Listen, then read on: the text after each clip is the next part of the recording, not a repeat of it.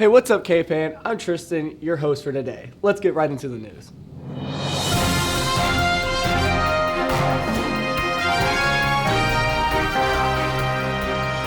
March is Women's History Month. This is the month we celebrate otherwise unknown achievements from women in history that contributed to the development of the United States.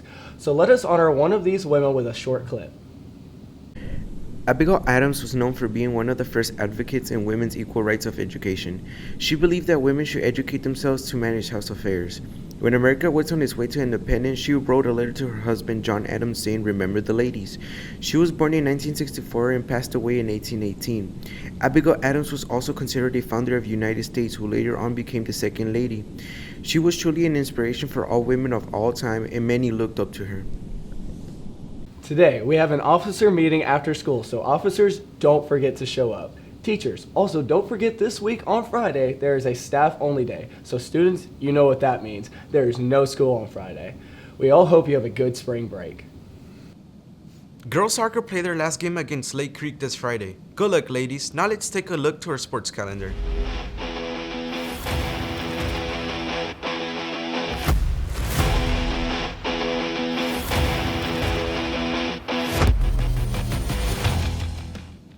Soccer seasons are coming to an end, and we spoke to their soccer coaches to see how they're going to wrap their season up. Hi, I'm Tristan Brown, and today we're here with... I'm Coach Close, the girls varsity soccer coach. How do you feel about your season so far? So our season has gone very interestingly. We've faced a bunch of adversity this year. We've had some key players get hurt, and we were already a young team to begin with. So it's been a season of improvement for us. From game one to today, we're a completely different team. We've gotten so much better. They're working really well together, and I'm just really impressed with how they've handled the adversity so far. How do you think you stack up against future competition? So we've got, 5 games left, and we've got the third-ranked team in the district on Friday. So we played well against them last time, and we've improved upon some things, so I think we'll have a better result this time. And then we face 3 teams in a row that we have a really good chance against, and so I feel like in the next few weeks that we've got a good chance to better our record and actually put on the scoreboard some of the things that we've been working on. And so I think the next few weeks when we get Dayton and Cleveland and New Caney, you're going to start hearing about a lot more wins from girls soccer. Awesome. What achievements have you accomplished this season? So we started off the season placing second in the Splendora tournament. We beat all of the other teams that were there, including Conroe High. The only team we came in second to was College Park. So we felt like that was a really good start to our season. Now we're really focused on kind of growing for next year because we know we're going to go 6A. And so we are really focused on taking the younger athletes and making sure that they're prepared for that jump next year when we start facing more difficult competition. What keeps your players motivated to work as hard as they do? I think the key for us is that this is the first group of kids I've had in a while that really want to play for each other. So when we did have some kids go down with injury and other issues happening within the team, they really kind of bonded together and decided that no matter what was happening in the world around them, no matter what was happening on the scoreboard or in the game, they were really going to play hard for each other and do whatever they could to help each other out.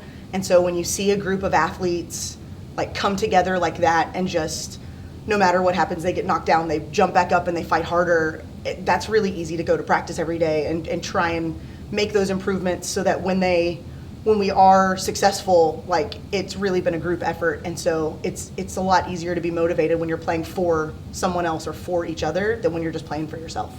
Is there any final statements you'd like to say about your season and team?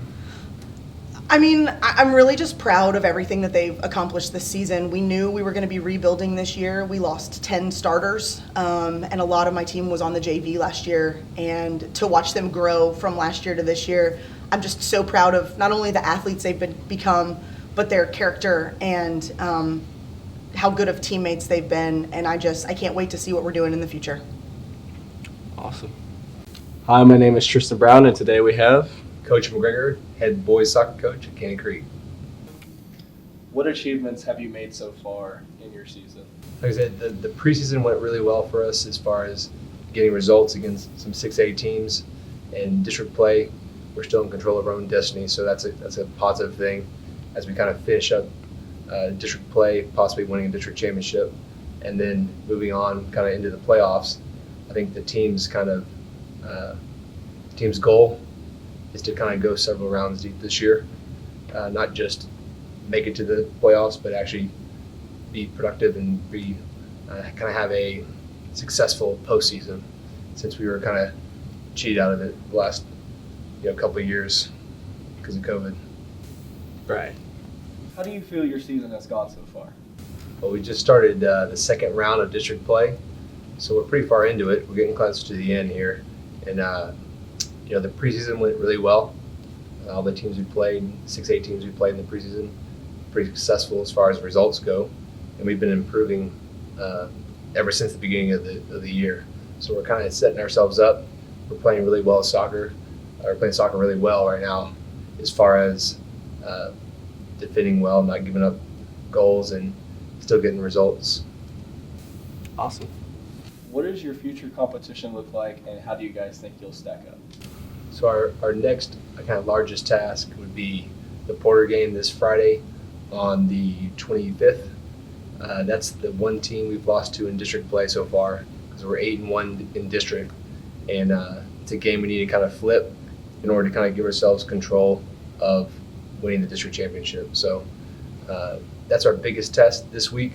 We just played Kingwood Park on Tuesday and got a win there. So as long as we can kind of continue flip that score against Porter, and then kind of get the same results as we did the last couple, I guess in the first round of district play, we should have an opportunity to kind of win the district championship. So. Now let's cut to the entertainment segment. If you were born 10 years ago, how old would you be? 20. 10 years ago, you'd be 20? No. I don't know. 10. If you were born 10 years ago, how old would you be? If I was born 10 years ago, how old would I be? I would be 18. Smart man right here, smart man.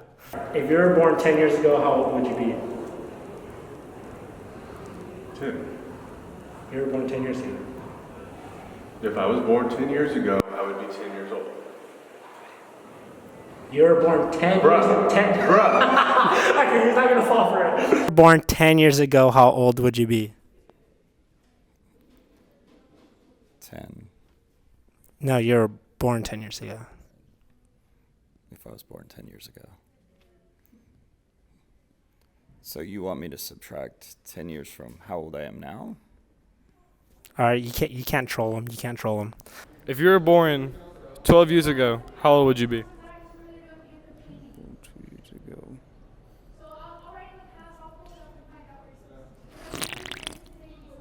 Probably,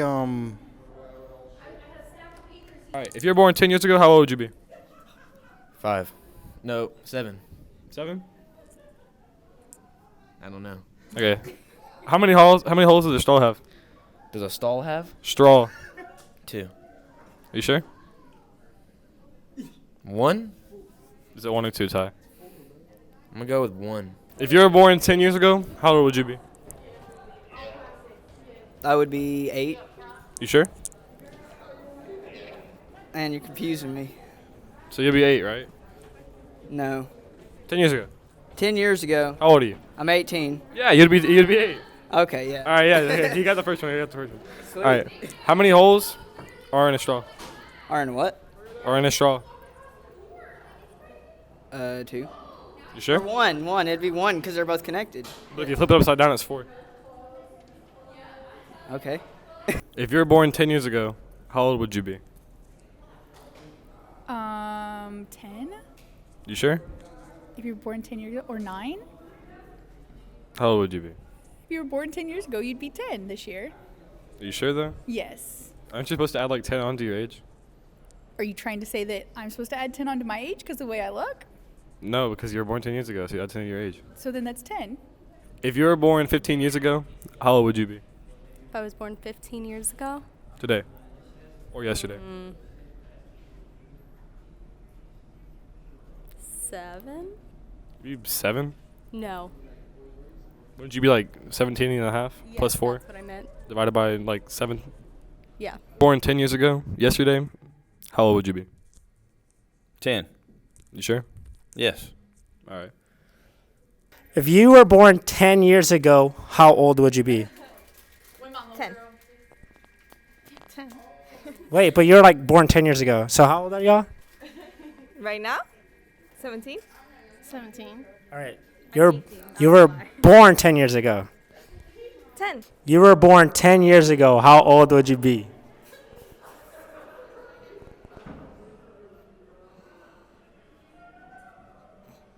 10? But you're born 10 years ago. 10 years ago. 10? Your age 10 years ago. I was born 10 years ago. How old would I be when I was born? 0? Yeah, he got it. If you were born 10 years ago, how old would you be? 10. No, you were born 10 years ago. Wait, what? You were born 10 years ago. How old would you be?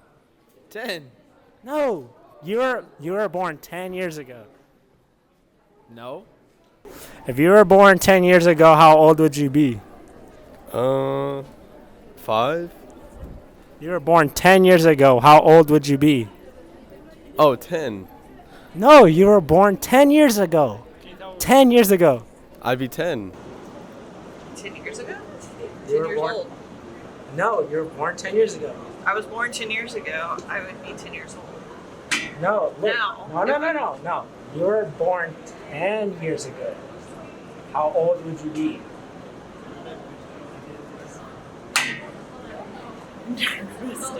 If you were born 10 years ago, how old would you be? If I was born 10 years ago, I would be 10. No. You were born 10 years ago. 10 years ago. Okay. How old would you be? If I was born 10 years ago, so that means I would be born in 2012.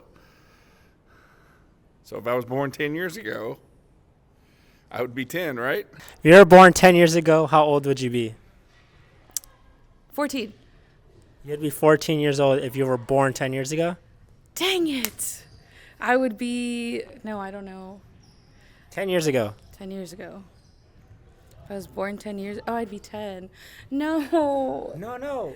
No. If you were born 10 years ago, how old would you be? This is a lot of math, and I'm not good at math. I'm an athletic trainer for a reason. All right, we'll move on to the next question. All right, if there's a plane crash between the border of the U.S. and Canada, where would you bury the survivors? If there was a plane crash in the border of the U.S. and Canada, where would you bury the survivors? Wherever their families want them to be buried? So you would put the survivors wherever their family wants them to be buried at? Yes. If you were born 10 years ago, how old would you be? 10 years? Oh, shoot. Hang on. Pull out a calculator. Okay, yeah, you're right. So 18 minus 10, I'd be 8. You'd be 8? Oh, yeah, I'm 8, yeah. So if you were born 10 years ago, you'd be 8. Oh, no, if I was born 10 years ago, I wouldn't be alive. Dude, he's the smart. He's the only one that got this. Wait, yeah. You're the only one that got this. I'm not even playing. I'm smart. All right. A plane crash between the border of the United States and Canada. Where would you bury the survivors? Where did they crash at again? The border between Canada and U.S. I mean, you wouldn't bury them because they're dead already. But like a plane crash, though. Like, where would you bury the survivors? They blew up. They're gone. The survivors are gone. You heard that. All right. Oh, the survivors. Today we will be announcing the winner for Blind Date with a Book. We will be drawing out of the mailbox to choose the winner.